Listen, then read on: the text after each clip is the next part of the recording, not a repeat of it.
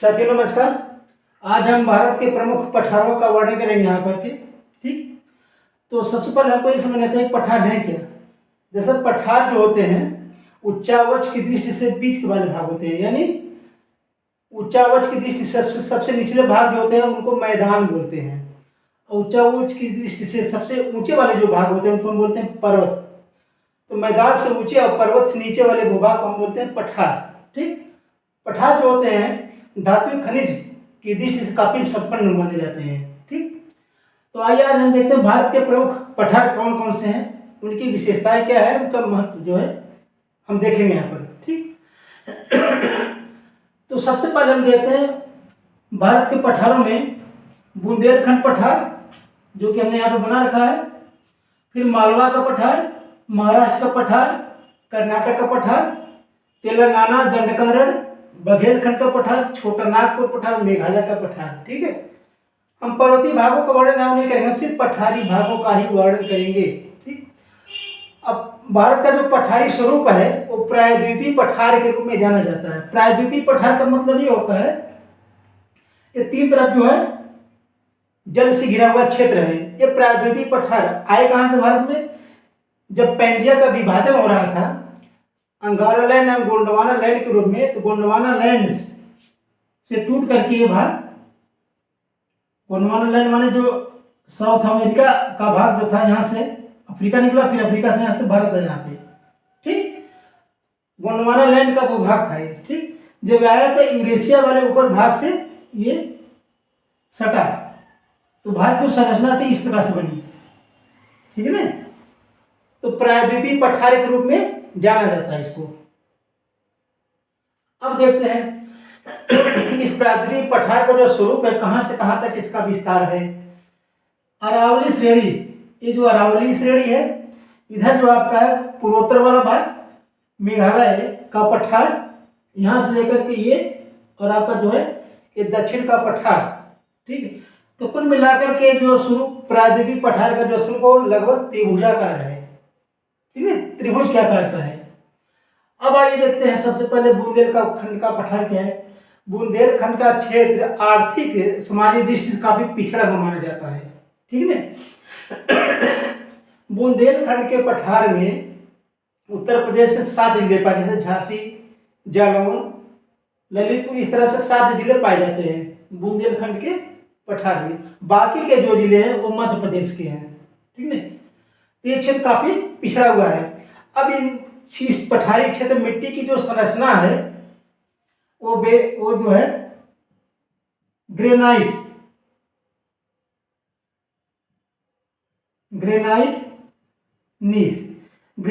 नीस के जो है अपक्षय से, ग्रेनाइट और नीस के अपक्षय से जो मिट्टी की संरचना बनी है यहां पर है। ठीक है, बुंदेलखंड के पठार में। अब आगे देखते हैं मालवा का पठार क्या है। मालवा बुंदेलखंड के बाद मालवा का जो पठार है, इधर बिंद श्रेणी इधर अरावली श्रेणी के बीच वाला भूभाग है। ठीक है, मालवा इस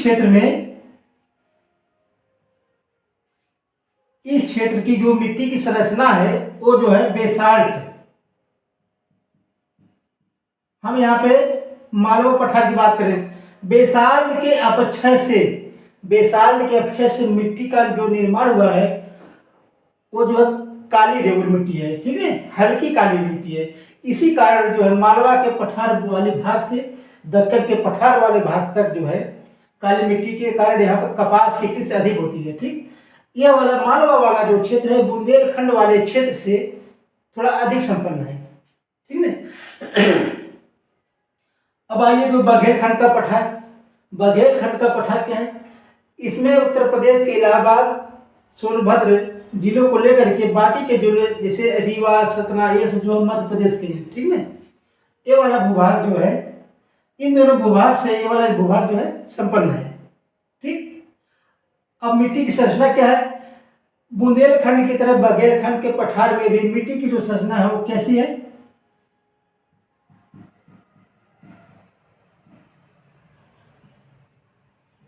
ग्रेनाइट नीस अपक्षय से मिट्टी बनी है। ठीक है, यही कारण है कि यहाँ पर जो लाल मिट्टी पाई जाती है, ठीक, लाल मिट्टी पाई जाती है। अब बुंदेलखंड का पठार और बघेलखंड के पठार जो मिट्टी की संरचना लगभग सेम ही है, लाल मिट्टी, ठीक। मालवा का पठार जो बेसार से अच्छा है इसका, इसलिए इसमें काली मिट्टी, हल्की काली मिट्टी पाई जाती है।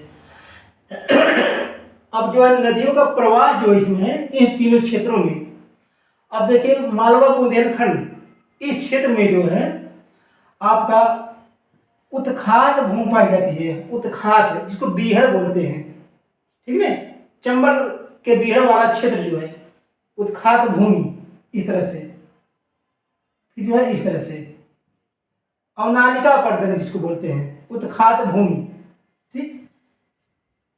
इसको जो सट, जब यहाँ छोटा नागपुर पठार बना है तो वहां पे सट भूमि बोलते हैं, पट भूमि बोलते हैं, यहाँ पे पट भूमि, सट भूमि, उत्खात भूमि पाई जाती है, ठीक। अब आगे हम देखते हैं, चलते हैं तीनों पठार के बाद हम सीधे महाराष्ट्र के पठार की तरफ। महाराष्ट्र का पठार जो दक्कन के पठार में जो मुख्य रूप से तीन है, जैसे महाराष्ट्र है, कर्नाटक है, फिर तेलंगाना आंध्र का पठार है, उसमें महाराष्ट्र का पठार जो है प्रमुख है। इसमें जो पहाड़ी संरचना आप देखेंगे, पहाड़ी संरचना जब आप इसकी देखेंगे तो आप हरिश्चंद्र, बालाघाट, इस प्रकार की प्रमुख पहाड़ियां हैं यहाँ पे, ठीक। नदियों का जो प्रवाह आप देखेंगे, इसमें गोदावरी, कृष्णा, कृष्णा नहीं गोदावरी, मुख्य रूप से गोदावरी मानिए आप, ठीक। नर्मदा का जो निचला भाग है इसी क्षेत्र से गुजर जाता है। और आप ये देखिए मिट्टी का विकास जो है काली मिट्टी, बेसाल्ट के अपेक्षा से है, ठीक, संपूर्ण भाग, इसलिए काली मिट्टी। इसका निर्माण जो है क्रीटेशियस युग में हुआ था। क्रीटेशियस युग मतलब क्या है, जब काल विभाजन हो रहा था उस समय क्रीटेशियस युग में इसकी रचना हुई थी, ठीक। कर्नाटक का पठार आप देखेंगे, यहाँ से जो हमने रेड कलर में दिखा दिया है, बाबा बुदन की पहाड़ी यहाँ पे मिलती है, मलयालम इसकी सबसे ऊंची चोटी है, ठीक। इस क्षेत्र में कृष्णा नदी और गोदावरी का बेसिन पाया जाता है, ठीक है। और चूंकि ये बेसाल्ट के अवशेष बनी हुई है इसलिए काली मिट्टी यहाँ भी प्रभाव है उसका। और जब आप देखेंगे खनिज संपदा की दृष्टि से तो ये प्रदेश जो है धारवाड़ क्रम में होने के कारण जो है ये लौह अयस्क, लौह अयस्क, इस दृष्टि से ये भाग जो है काफी संपन्न है, ठीक ना। ये अब जब इस तेलंगाना का पठार में आप देखेंगे तो इसके दक्षिण में आप जाएंगे तो आंध्र का पठार, फिर ऊपर जो है तेलंगाना का पठार, दोनों लगा हुआ है, ठीक ना। इस पठार भाग में जो आप देखेंगे चूने के पत्थर की जो आकृति होती है, ठीक ना, वो अभ्रक, अभ्रक काफी प्रचुर मात्रा में पाया जाता है तेलंगाना के पठार में। ये पठारी भाग जो है छत्तीसगढ़ के नीचे पड़ता है, बाकी जो है ये तमिलनाडु के ऊपर, ठीक। तो कृष्णा और गोदावरी बेसिन में पाया जाता है, उपजाऊ भूमि भी माना जाता है ये, ठीक ना। दंडकारण्य का पठार आप देखेंगे छत्तीसगढ़ का जो निचले भाग है, जहां से के गोदावरी सटे जाती है, फिर वहां से इंद्रावती नदी निकलती है, ये छत्तीसगढ़ में दंडकारण्य का पठार है, ठीक। धातु खनिज की दृष्टि से ये पठारी भाग जो है काफी संपन्न है। यहाँ पे जो टिन आपका जो है लौह अयस्क, कोयला, इस तरह से काफी मात्रा में पाया जाता है, ठीक। ये तो हो गया। बुंदेलखंड के पठार, मालवा के पठार में आप देखेंगे इस साइड में, ये इस साइड में जब आप देखेंगे तो खनिज अयस्क की दृष्टि से आप जो है सीसा, जस्ता, तांबा, ये इस भूभाग में सीसा, जस्ता, तांबा प्रमुख रूप से। और जब इस भाग में आप देखेंगे इधर बिंद श्रेणी के थोड़ा सा इधर उत्तर और पूर्व में जाएंगे यहाँ पर तो आप देखेंगे यहाँ पर जो खनिज दृष्टि से महत्वपूर्ण उतना नहीं है, लेकिन भवन निर्माण दृष्टि से लाल बलुआ पत्थर संगमरमर काफी प्रचुर मात्रा में पाया जाता है इस बिंद श्रेणी में, ठीक। अब आइए जो है बघेलखंड और इधर दक्षिण के अलावा हम चलते जाएंगे छोटा नागपुर का पठार। दामोदर नदी के बेसिन में, दामोदर नदी के क्षेत्र में, प्रवाह क्षेत्र में ये भाग पड़ता है, स्वर्ण रेखा नदी भी इसी क्षेत्र में, ठीक। अब इस पठारी भाग में जब आप जाएंगे तो आपको काफी महत्वपूर्ण खनिज संपदा की दृष्टि से, चाहे भंडारण की दृष्टि से, चाहे उत्पादन की दृष्टि से। दरअसल ये वाला जो भूभाग है गोंडवाना क्रम की विशेषताएं जो होती हैं ठीक वही विशेषता हमें मिलती है दामोदर घाटी, ठीक है। छोटा नागपुर पठार, कोई भी ऐसा धातु खनिज नहीं है जो यहाँ पे नहीं पाया जाता भारत में। इस छोटा नागपुर पठार, इस ये जो पठारी भाग, इसमें कई छोटे छोटे पठार हैं। जैसे आप देखेंगे ऊपर वाले साइड में पट भूमि पाई जाती है। इधर आप देखेंगे रांची, रांची का पठार। इधर आप देखेंगे हजारीबाग, हजारीबाग का पठार, ठीक है। ये मुख्य रूप से इसमें पाए जाते हैं। अब पटभूमि क्या है? पटभूमि जो है गुंबदाकार जो है आकृति इस तरह से है, ठीक। इस गुंबदाकार आकृति को हम यहाँ पे छोटा नागपुर पठार में पटभूमि बोलते हैं। ठीक इसकी इधर जो है आप सटभूमि पाई जाती है। सटभूमि क्या है? इस गुंबदाकार आकृति में जब अवनालिका पर्दन इस तरह से हो जाता है तो इसको हम बोलते हैं सटभूमि, ठीक है। अब आगे देखते हैं क्या है इसमें।